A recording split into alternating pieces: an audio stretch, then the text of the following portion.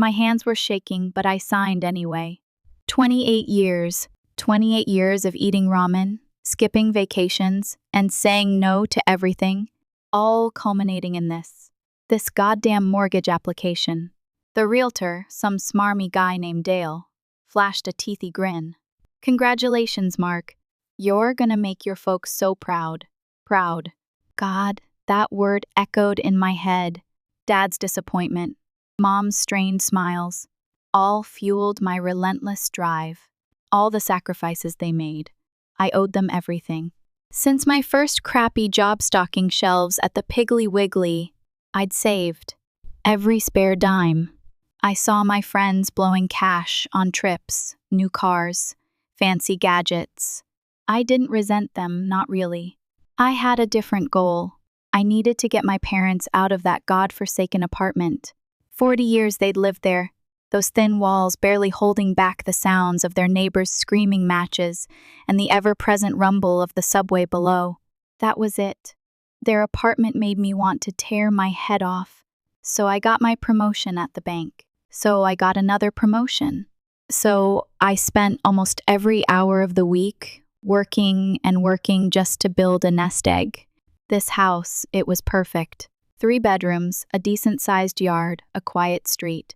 It wasn't a mansion, but it was theirs.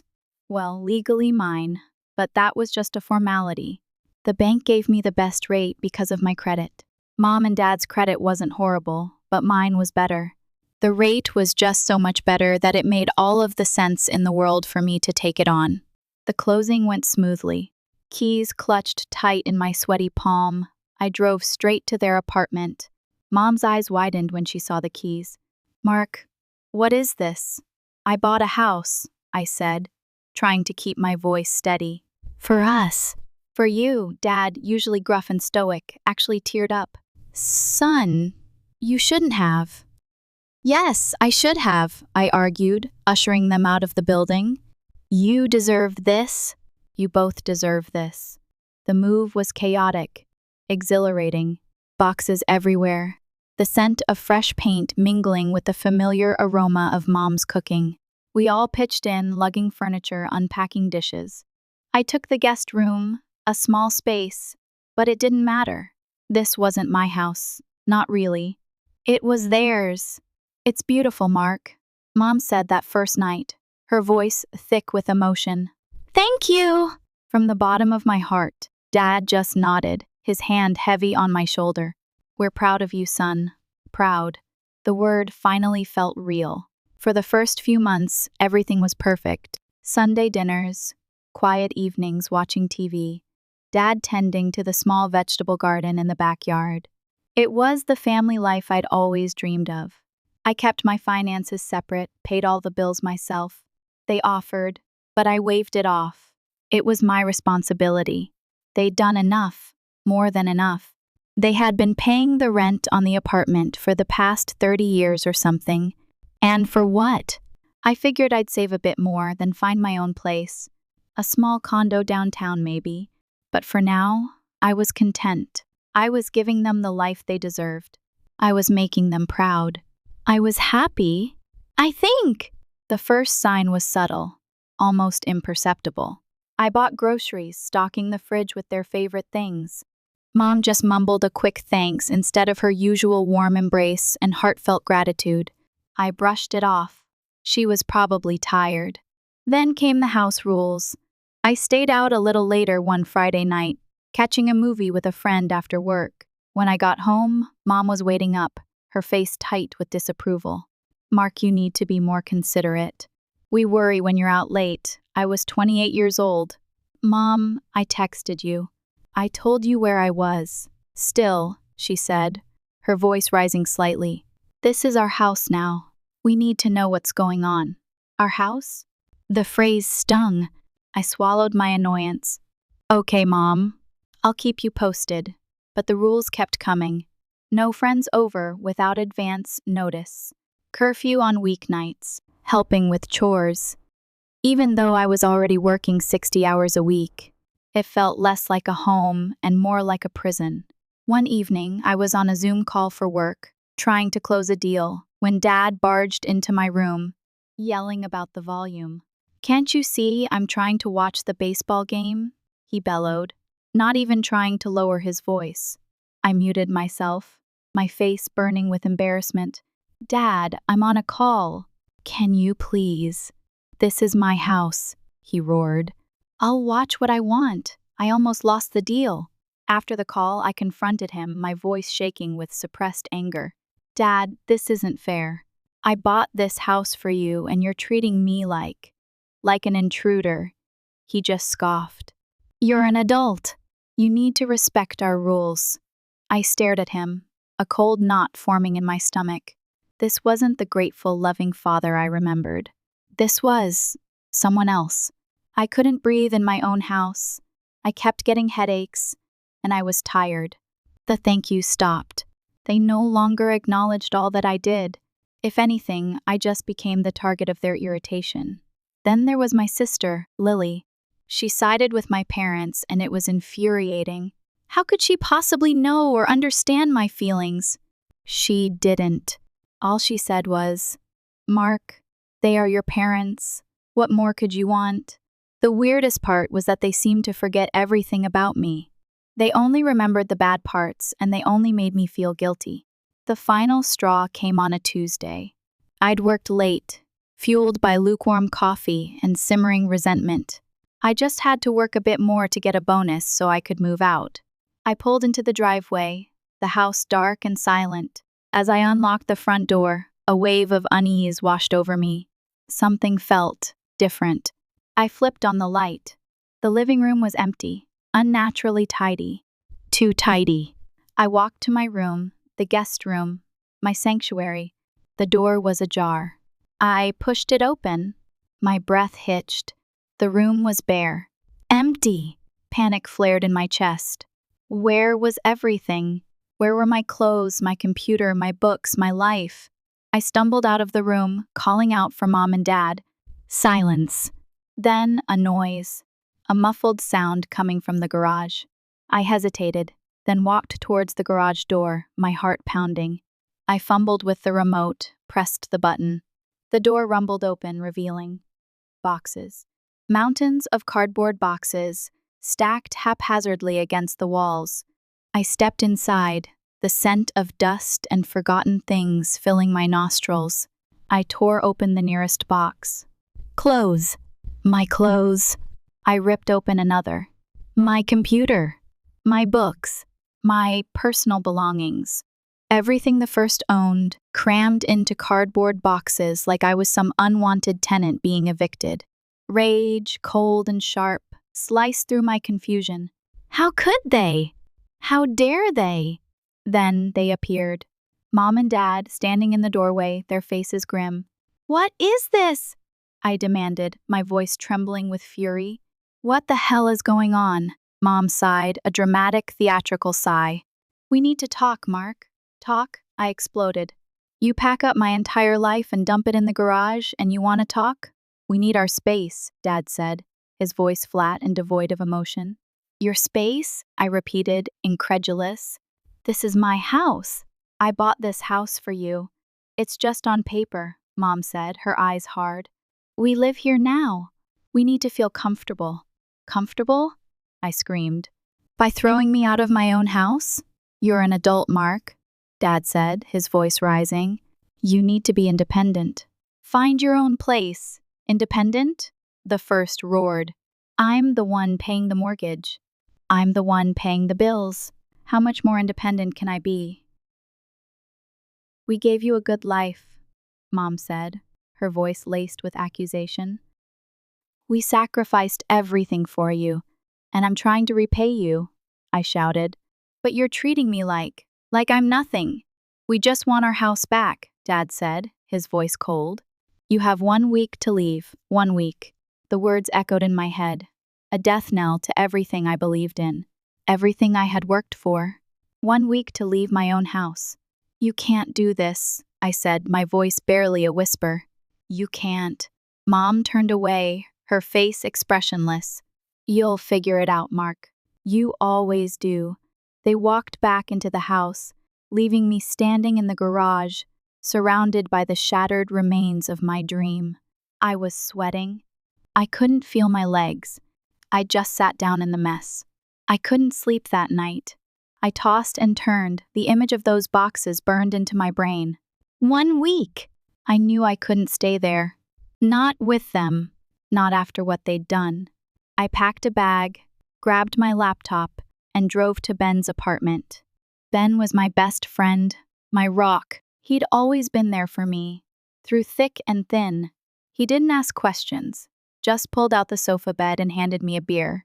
I told him everything, the entire story spilling out in a torrent of anger and disbelief.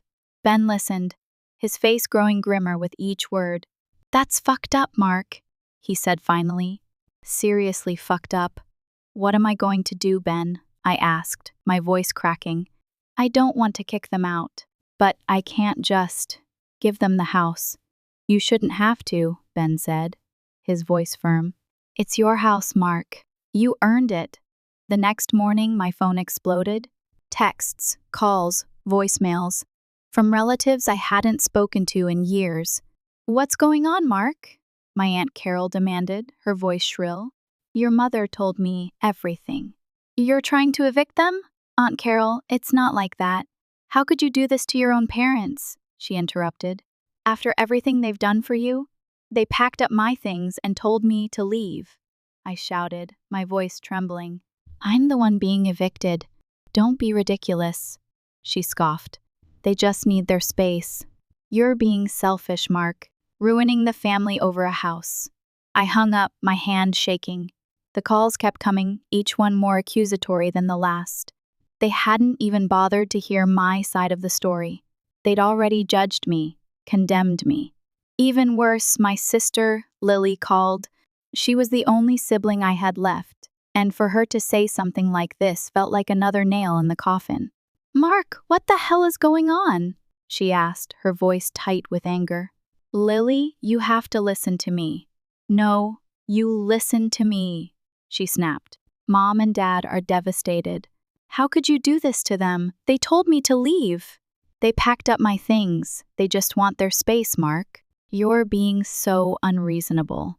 You should just buy another house." "Buy another house?" I repeated, incredulous. "Lily, do you have any idea how much this cost me? How long I saved?" "It's just money, Mark," she said, her voice cold. "Family is more important. So I should just give them the house?" I asked, my voice rising. "Just hand it over?" "Yes," she shouted. "That's what a good son would do." The silence that followed was deafening. I hung up, tears streaming down my face. Even my own sister had turned against me. I needed help. Real help. I called David, a friend from college who was now a lawyer. He listened patiently, his face grave. "This is a mess, Mark," he said finally. "Legally, the house is yours.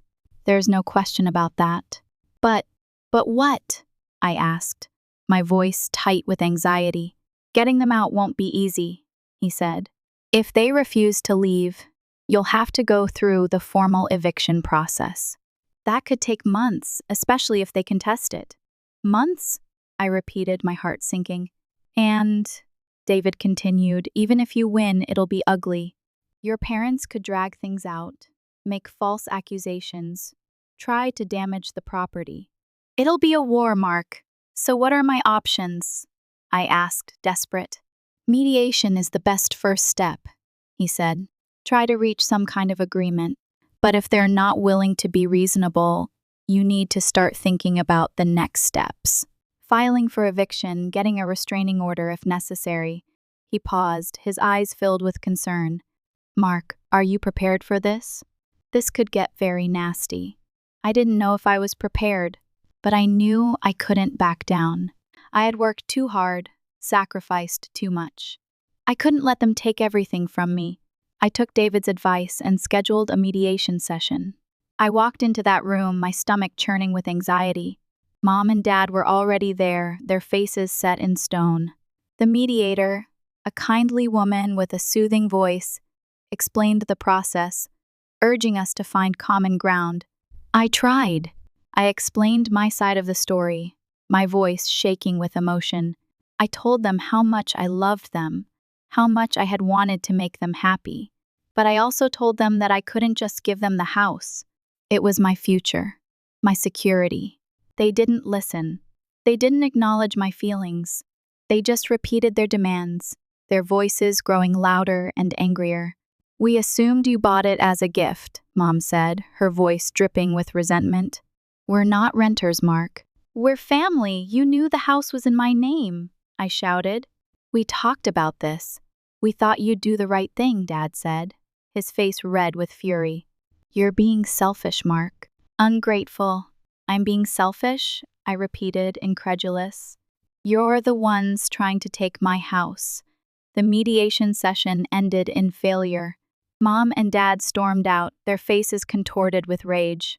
As I sat there, defeated and alone, the mediator placed a hand on my shoulder. "I'm sorry, Mark," she said softly. "I don't think they're going to be reasonable." I knew then that David was right. This was going to be a war, and I had no idea how to fight it. Things went from bad to worse. The utility bills arrived, all overdue. Mom and Dad hadn't paid a single one. I had to scramble to cover the costs, terrified of having the water or electricity shut off. My brother called, full of unsolicited advice. "Just let them have the house, Mark," he said, his voice condescending. "It's not worth the stress. Easy for you to say," I snapped. "You're not the one losing everything. Just buy another house," he said, as if it were the simplest thing in the world. "Move on with your life." "And what about them?" I asked, my voice rising. "What about what they're doing to me?" "They're your parents, Mark," he said, his voice exasperated. "You need to respect them." I hung up, feeling more alone than ever. Then, a cousin called with a warning. "Your parents are talking to a lawyer, Mark," she said, her voice hushed. "They're looking into legal options to keep the house." A lawyer? How could they afford a lawyer? They hadn't paid the bills in weeks. The thought sent a chill down my spine. What if they found some loophole? What if they could actually take the house from me? Then, I heard the most outlandish claim of all. Another relative called, her voice filled with disbelief. "Mark, your parents are telling everyone they took out a mortgage on the house." "A mortgage? How could they take out a mortgage on a house that was in my name?" It was impossible. But the thought planted a seed of fear in my mind. Had they forged my signature? Had they spoken to a fraudulent lender? I immediately contacted my bank, my voice trembling with anxiety. They assured me that no suspicious activity had been attempted. The mortgage was in my name, and there was no way they could have taken out another one. But the fact that they were even saying it, it meant they were desperate. It meant they were willing to do anything to keep the house. That was it. I was done. I couldn't keep trying to reason with them. I couldn't keep hoping they would see sense. They had made their choice. I went online, poured out my heart in a long, detailed post, laying bare the entire story. The response was overwhelming. Thousands of comments, messages, and shares. People sharing their own stories of manipulative family members, offering words of support and encouragement. The advice was unanimous: serve the eviction papers. I had been trying to avoid it, hoping for a peaceful resolution. But they had made it clear they weren't going anywhere unless I forced them out. So that's what I was going to do. The next day, I contacted a process server and had the official eviction notice delivered. My hands were shaking as I signed the documents, a wave of nausea washing over me. I was evicting my own parents. But as I thought of everything they had done and said I had to, it was for my safety, my peace of mind. The response was immediate. My phone started ringing non-stop, the messages flooding in.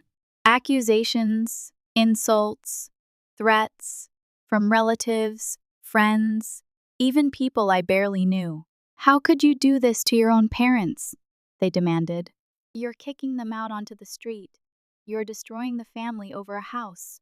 You'll regret this for the rest of your life." Back at the house, the atmosphere was toxic. Mom and Dad were furious, screaming, slamming doors, calling me heartless. "You're kicking out your own mother," Mom sobbed, her voice cracking with emotion. "We'll fight you in court," Dad roared, his face red with rage. "We have tenant rights," I checked with David. They had no lease, no rental agreement, no rent payments. Legally, they weren't tenants. They were squatters. And now that I had served the eviction notice, they had no choice but to leave, unless they wanted to fight it in court, which would be a losing battle for them. I couldn't stay there, not with them. The tension was unbearable. I went back to Ben's, my nerves frayed. The next morning, I went back to the house to grab some things. My key didn't work. They had changed the locks. I stood there, stunned, staring at the locked door. My own parents had locked me out of my own house. I tried calling, but they didn't answer. I knocked, but there was no response. I had no choice. I called the police. When the officers arrived, Mom and Dad suddenly transformed into victims, wailing about how their son was trying to throw them out. But the officers weren't buying it. I showed them the deed, the mortgage, all the documents proving that I owned the house. The moment they saw my name was the only one on the paperwork. Their attitude changed. They told Mom and Dad they had no right to lock me out. They ordered them to open the door immediately. Mom and Dad tried to argue, but the law was on my side. They had no choice but to comply. As I stepped back inside, I noticed something else. Mom and Dad had moved into the master bedroom, the largest room in the house. They had taken over my space after telling me to leave.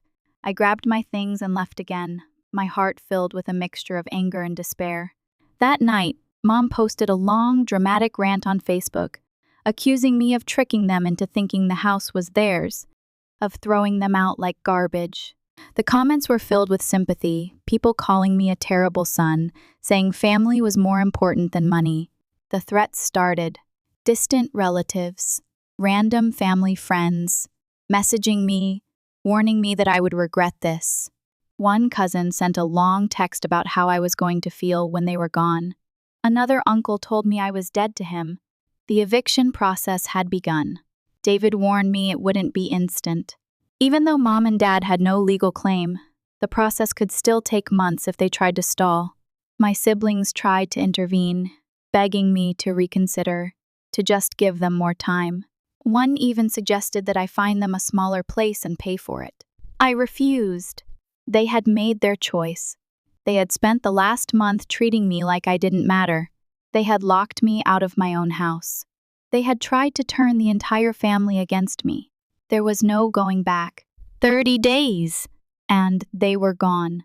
With the eviction date drawing near, I expected things to get tense. What I didn't expect was for Mom and Dad to start treating the house like a free-for-all. I went back one evening to grab some more of my things.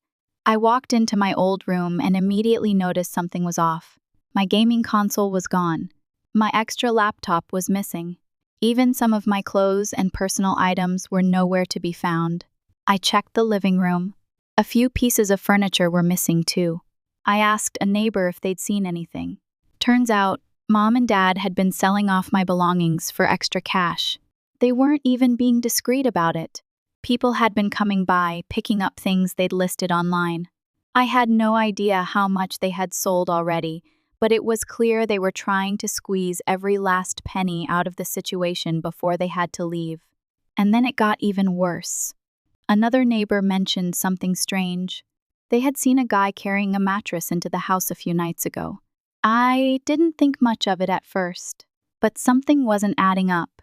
I checked online and found a rental listing, not just for a room, but also for some of my personal belongings. My gaming console, my extra laptop. Mom and Dad were trying to rent out a spare bedroom while they were being evicted and selling my personal belongings to make the space presentable. I confronted them, and they didn't even try to deny it. They said they needed extra income to figure out their next steps. They had already taken a deposit from someone and were planning to let them move in within the next week. That was it. I immediately called David and filed an emergency notice to stop them from bringing in random tenants while they were actively being removed from the house. At the same time, extended family got involved again. They wanted to hold an intervention for me. Apparently, I was being too harsh.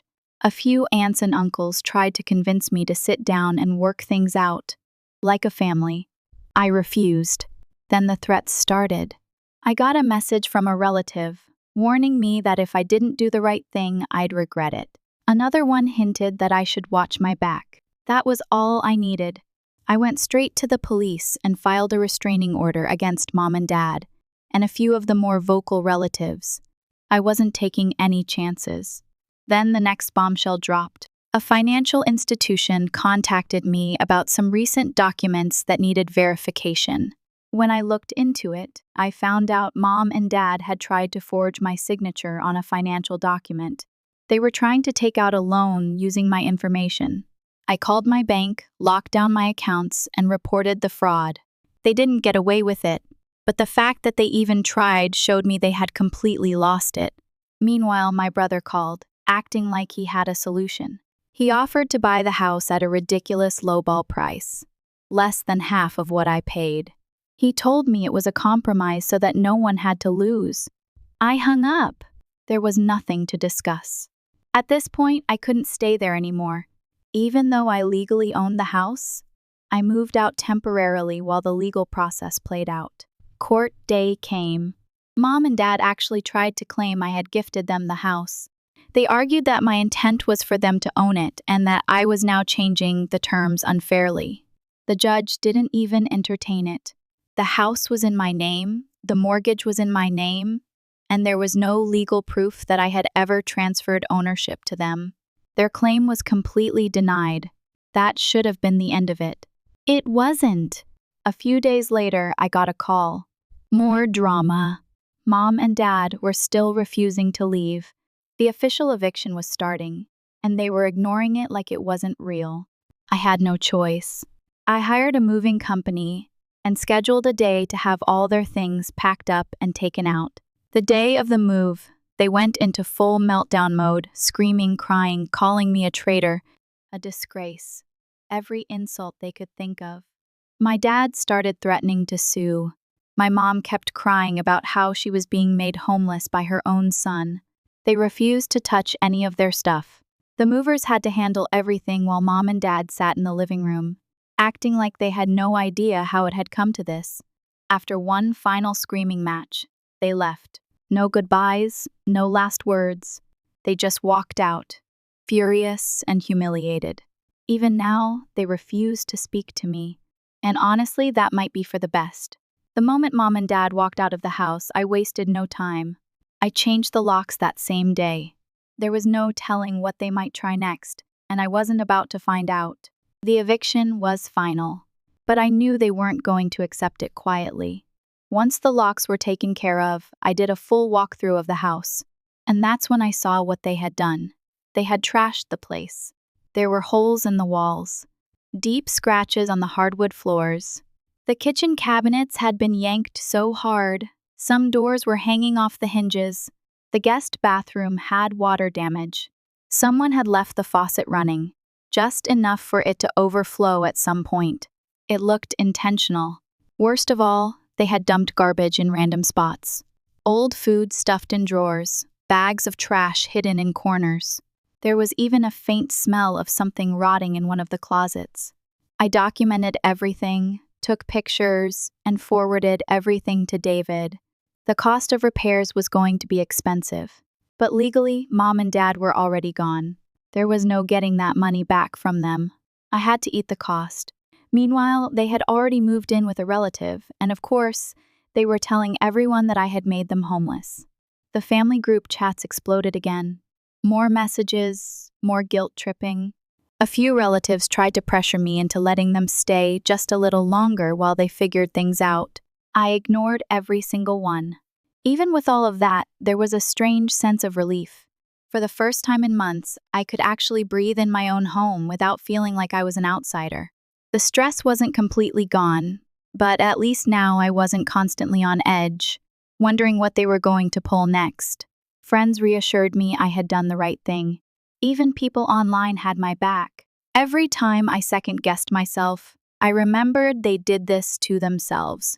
Then came the final guilt trip. One night, I got a letter in the mail. No return address, but I knew who it was from the second I opened it. It was from Mom. The entire letter was a long-winded attempt to make me feel bad. She wrote about how they had never expected their own child to abandon them, how they had given everything for me, and how they were now living in terrible conditions because of what I had done. The last part of the letter was the real kicker. She asked for money. After everything, after the months of manipulation, after them trying to steal my house, after the threats, after the lies, after the restraining order, they had the nerve to ask me for financial help. I didn't even finish reading it. I tossed it straight into the trash. The extended family was still angry. Some of them stopped talking to me completely. Others would send random passive-aggressive messages. I let them go. If they wanted to believe Mom and Dad's version of the story, that was on them. Things changed with my siblings too. One of them, who had originally tried to stay neutral, finally admitted that they understood why I had to do what I did. We weren't suddenly best friends, but at least there was no more tension. My other sibling was fully no contact. They had taken Mom and Dad's side from the start, and after the eviction, they completely cut me off. No calls, no messages, nothing. I started going to therapy to process everything. It helped. I hadn't realized how much of my life had revolved around trying to keep Mom and Dad happy. The more I talked about it, the clearer it became. This was never about a house. It was about control. Months passed. Mom and Dad still told their version of events online. I knew they were playing the victims because every now and then, someone would send me screenshots of their posts. They painted themselves as two helpless, innocent people who had been betrayed by their greedy, heartless son. I didn't engage. I had moved on. And for the first time in a long time, I finally had peace. I thought the worst was over. I thought Mom and Dad moving out meant I could finally move on. I was wrong. One night, I pulled into my driveway and immediately noticed something was off. The garage door had been spray painted. In huge red letters, the words thief and traitor were plastered across it. I checked the front door. More spray paint. My security cameras had caught everything. Two people wearing hoodies, but I knew exactly who they were, Mom and Dad. Rage, cold and familiar, coursed through me. They weren't going to let me go. They were determined to make my life a living hell. I called the police and filed a report. I handed over the footage and they told me they'd investigate.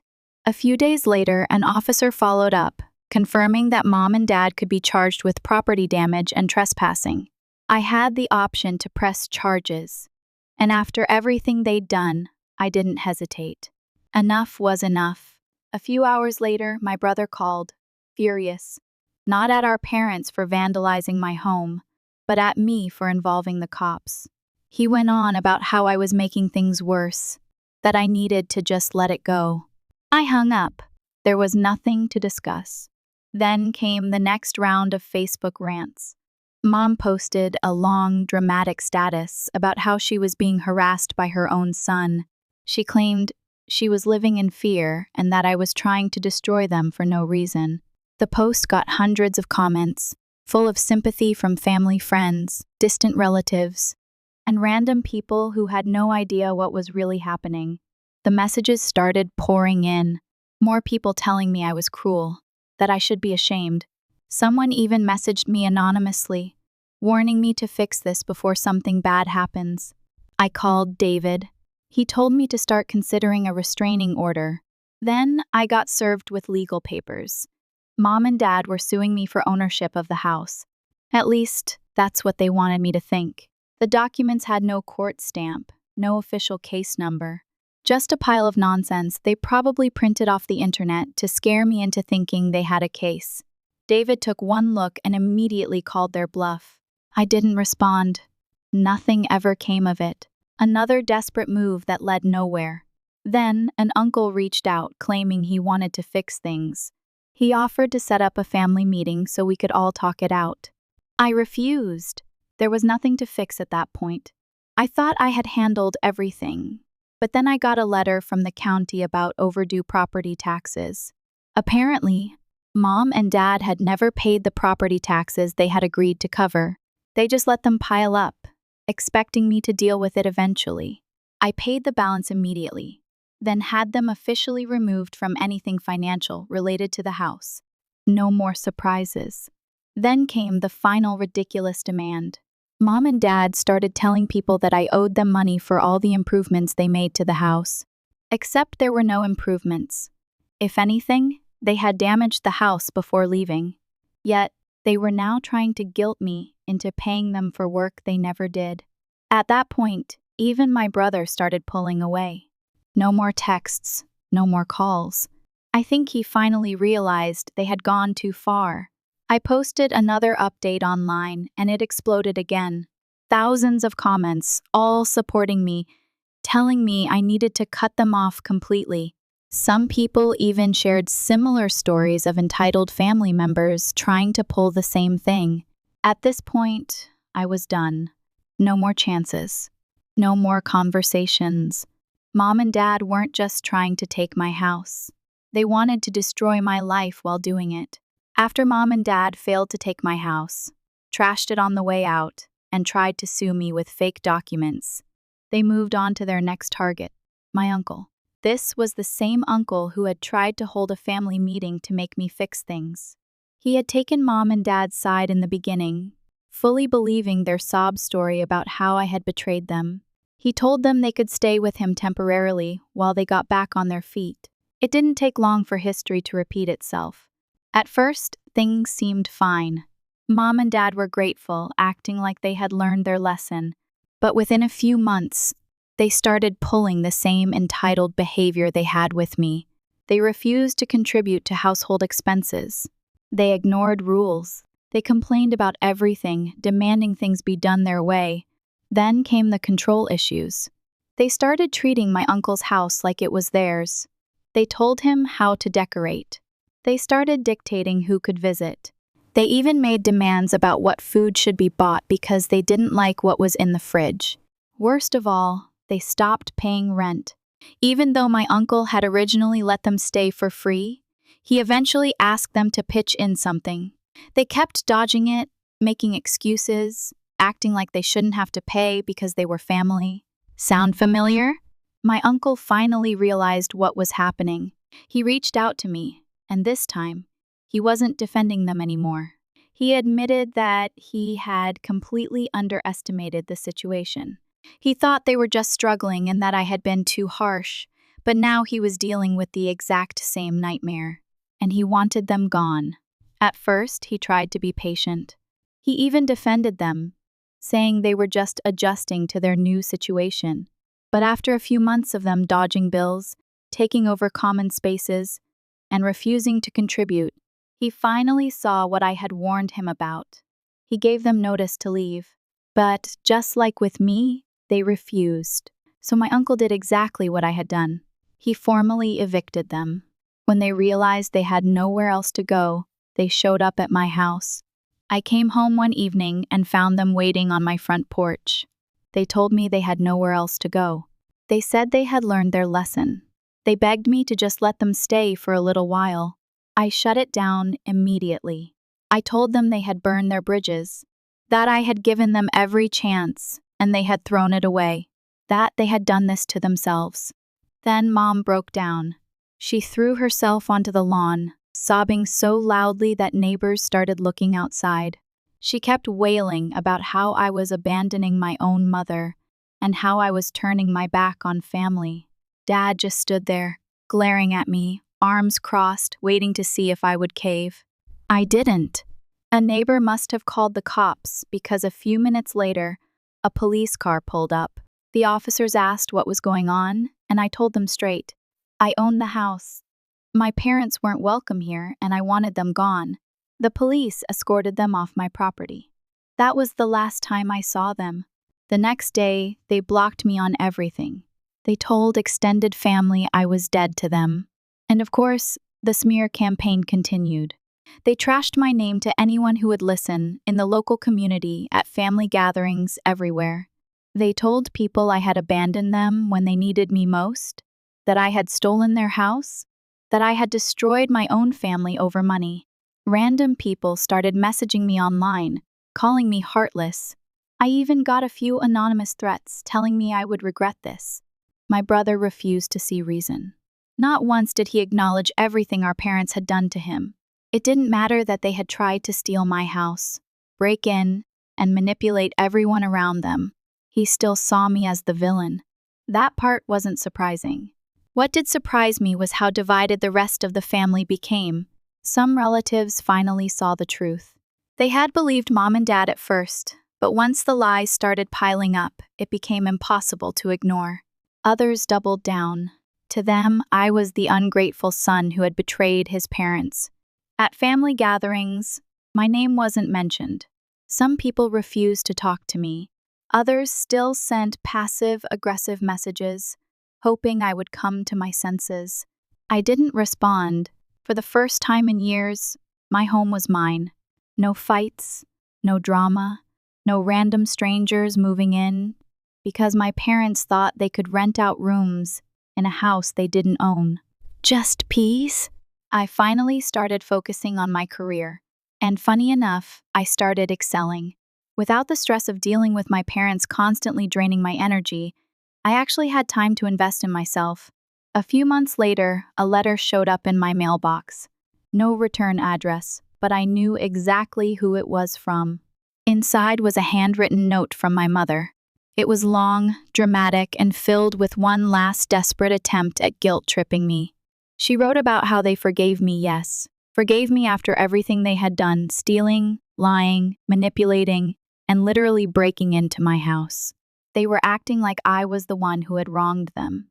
They said they still loved me and hoped I would find my way back to family. I didn't even finish reading it.